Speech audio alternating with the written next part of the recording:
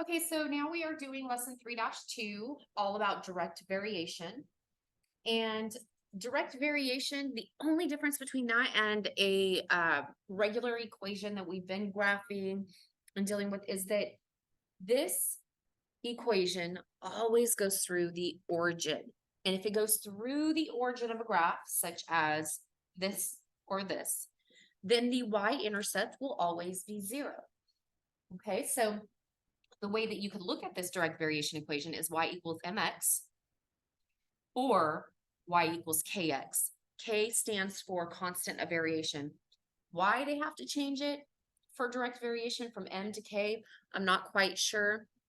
I will accept either one at this point, but direct variation equations, we're going to be able to identify them because if they have a y-intercept other than 0, it's not a direct variation. If you don't see a y-intercept, that means the y-intercept is 0 and it is a direct variation equation. I always hear students say, oh, well, there's no y-intercept. Yes, there is always a y-intercept. The only thing is if you don't see it, it's 0. It still has a y-intercept of 0, but you don't have to write it. So graphs of direct variation will go through the origin at 0, 0. And the first thing I want you to be able to do is I want you to be able to identify whether or not something represents a direct variation equation. If it does, it's going to look something like y equals mx, and that's it. It's not going to have a plus or a minus y-intercept because the y-intercept will be 0. So let's look at examples 1 and 2 at the bottom of this page. The first thing you need to do is rearrange your equation in slope-intercept form. If your equation is in the form of y equals kx or mx, then your equation represents a direct variation. The constant of variation will be the value of your k. Okay, just like the slope is the value of your m in slope-intercept equations, the slope or the k represents your constant of variation, how something is changing consistently over time. So we're going to rearrange these equations in slope-intercept form. Slope-intercept form being y equals mx plus b. So your job here is to isolate this y and move the 7 over. All right. In order to isolate the y, I have to get rid of the 7, and I'm going to divide both sides by 7, and I end up with y equals 2 over 7x. Here's a question. Do I have a y-intercept? If you answered no, that's not quite true. I do have a y-intercept. It's just 0, and I don't have to write it. So since our y-intercept here is 0, then this is a direct variation. And you can abbreviate it as dv.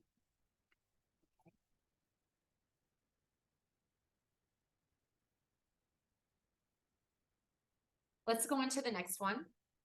We're going to rearrange this into slope-intercept form. So again, I have to isolate the y, so we're going to get rid of our 4x by subtracting 4x on both sides.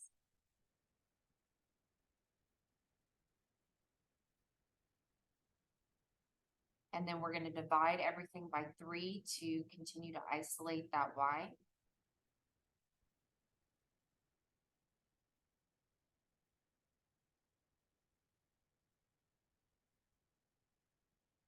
Okay, and the question is, does this equation represent a direct variation?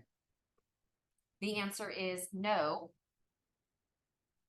not a dv, because there is a y-intercept that is not 0. Remember, your y-intercept has to be 0 for it to be considered a direct variation equation. I always remember it this way. If the line goes directly through the origin, it is a direct variation. Okay. All right, let's go to page 2. We're going to do some equation work in trying to identify direct variation equations. And before we do that, I want to show you something that I do when I'm writing a direct variation equation. When a problem says that y varies directly with x, it means y equals kx. How do I Remember that though. I always look at it this way. Y, I'm going to write Y, varies is my equal sign. Directly is my K with X, my X. Y equals KX. Y equals KX. That's just the thing I do to help me to remember. You might come up with something different. Okay, so let's look at example 3, and then we'll go back up to the steps to help us figure out how to solve this. So suppose Y varies directly with X. Oh, wait a minute. Y varies directly with X. I'm going to write that down here. Y equals KX. And Y is 35 when X is 5. What is the direct variation equation that relates X and Y? Now, what that's actually asking for you is, what is the constant of variation in this equation that you can write a direct variation equation for? Okay, what that means is that we need to plug 35 and 5 into this equation to solve for K to get our constant of variation. Once we have our constant of variation, we can write a direct variation equation that relates these two values here. Okay, so step 1, set up the direct variation equation according to the problem. Here's my equation. Y is 35, X is 5. We're going to plug those in. Y is 35 and X is 5. Okay, before I do anything else, you might notice, oh, there's something wrong there. That's not how we write in algebra, right? And you're right. That's not how we write in algebra. So I'm going to rewrite this as 35 equals 5K. We don't want to write it like that. Now we are going to solve for our constant of variation, our K. So we're going to divide both sides by 5. And 7 is our constant of variation. It's not asking for the constant of variation, the constant of variation though, it's asking for the equation for this that relates these two. Well, here is what the equation is. Y equals 7x. We just turned around and put the 7 into the equation once we figured out what the K was.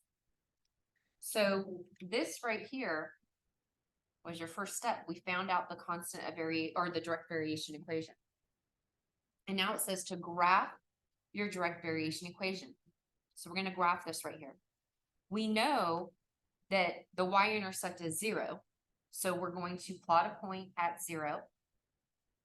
And our slope is 7, or our constant of variation is 7. So we're going to rise 7, run 1. But also go down 7 into the left 1.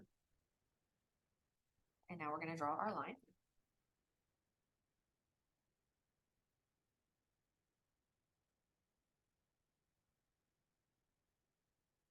Now let's go back and make sure we did everything. Suppose y varies directly with x when y is 35 and x is 5. What is the direct variation equation that relates x and y? Right here, we got that one.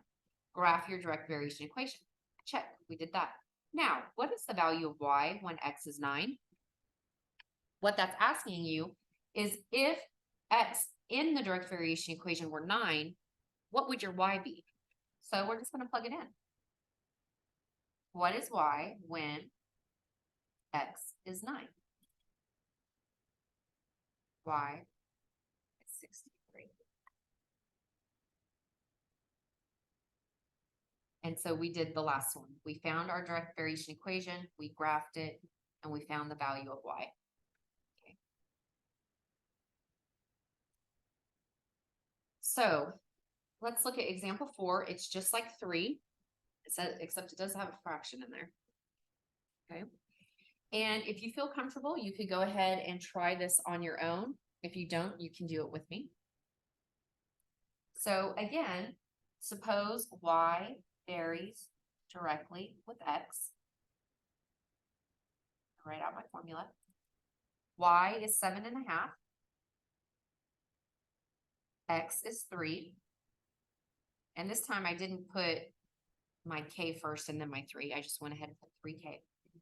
Now, if you remember me telling you, I don't like mixed fractions in algebra, right? I'm gonna turn this into an improper fraction. So 2 times 7 is 14, plus 1 is 15, so we have 15 halves equals 3k. And now we need to figure out what k is. So I'm going to divide both sides by 3. And now you may be saying, okay, Mrs. Weatherman, now we're dividing with fractions. I forgot how to do this, so I'm going to show you. We're taking 15 halves and we're dividing it by 3 over 1, right?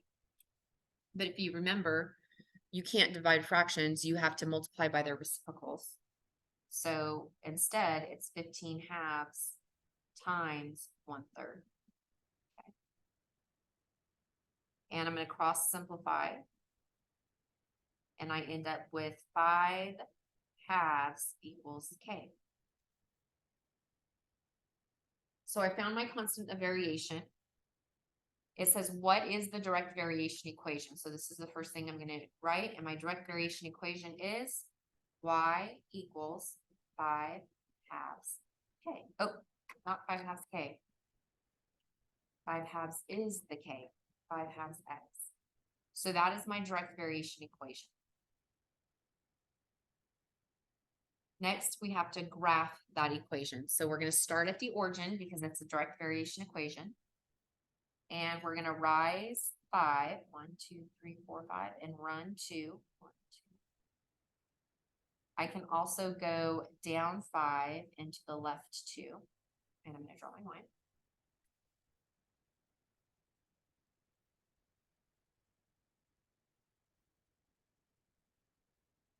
Now we have done the second part. We have graphed our direct variation equation.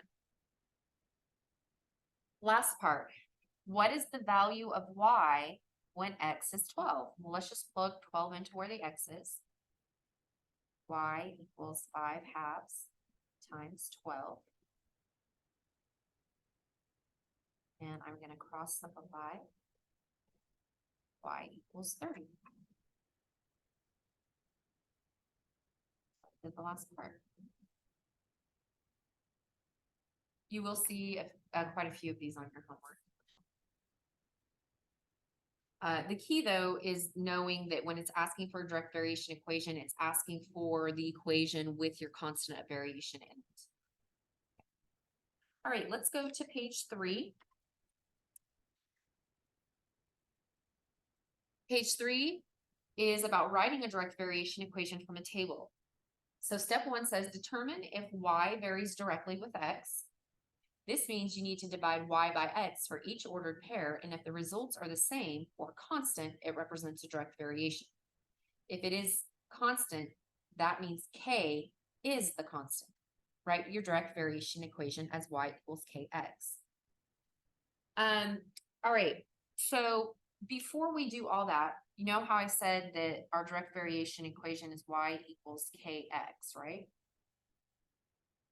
Well, what happens if you're trying to solve for k? And if you go back to chapter 1, way back in August, September, and we did literal equations, we're going to rearrange this equation so that we're solving for k.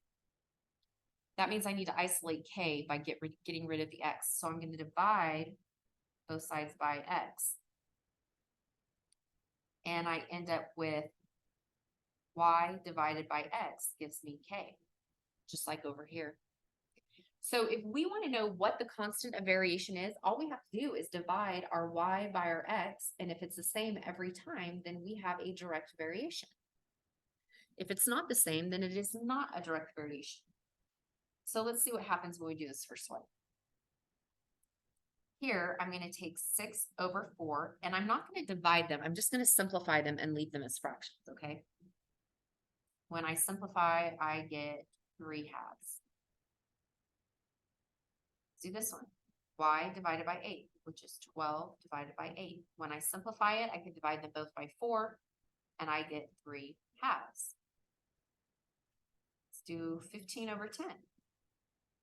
Divide them both by 5, and I get 3 halves. Notice that every K, or constant of variation, is 3/2. So what that means is that this is a direct variation. And if this represents K, our direct variation equation is Y equals 3/2 X. So this is how to find a direct variation equation from a table.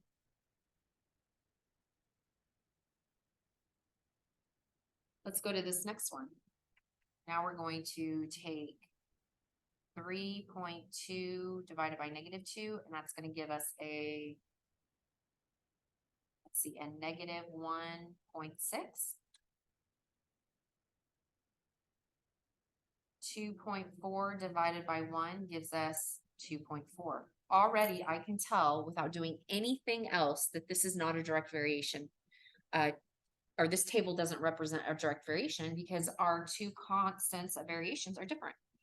So not a DV.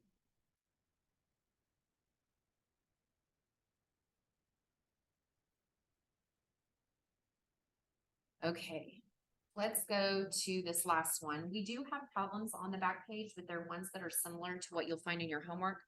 That was just extra practice we were going to do in class. So this is the last problem we're going to do for our lesson 3-2 notes. If you do want to come and work on that last page of problems, if you just want the extra practice, come to help class and I'll help you go through those. Okay, weight on Mars varies directly with weight on Earth. The weights of the science instruments on board the Phoenix Mars lander shows Earth is at 130 pounds and Mars it is 50 pounds. I think I worded that a little strangely. Anyway, we're going to write a direct variation equation that relates weight in pounds on Earth and weight on Mars. Well, let's go back up here. The weight on Mars, M, varies directly with the weight on Earth. See how when I read that and I apply the variables I want into that equation, I can easily come up with a direct variation equation. So I'm going to write that down here. M equals KE. Now, it goes on to say the weights of the science instruments on board the Phoenix Mars lander shows Earth at 130 pounds. So Earth is at 130 pounds. Okay. And on Mars, it is 50 pounds. Mars is 50. Okay, so here, let me write that a little bit better. So you would write this as 50 equals 130 K. Because Mars is 50, Earth is 130. And we want to find that constant of variation, how they're directly related. Now we can solve. And before we solve, it says write a direct variation equation that relates the two weights, right? Well, we have to find that K. We have to find the constant of variation in order to do that. Then we can write our direct variation equation. So I'm going to subtract, I'm going to divide both sides by 130. And I am going to reduce this fraction by dividing them both by 10, and I get 5/13. So if my K is 5/13, my equation is Y equals 5/13X.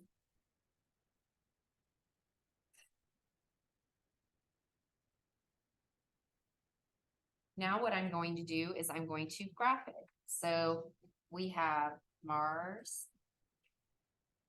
versus Earth, where weight on Earth, based on our equation down here, weight on Earth is on the independent axis, or the x-axis, the independent variable. Weight on Earth. And then weight on Mars is on the y.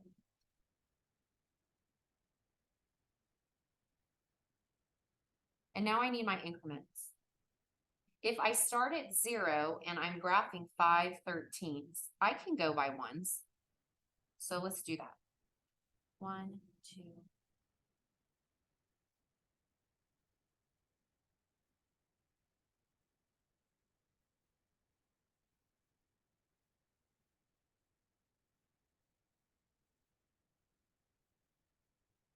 So we'll go ahead and plot our points.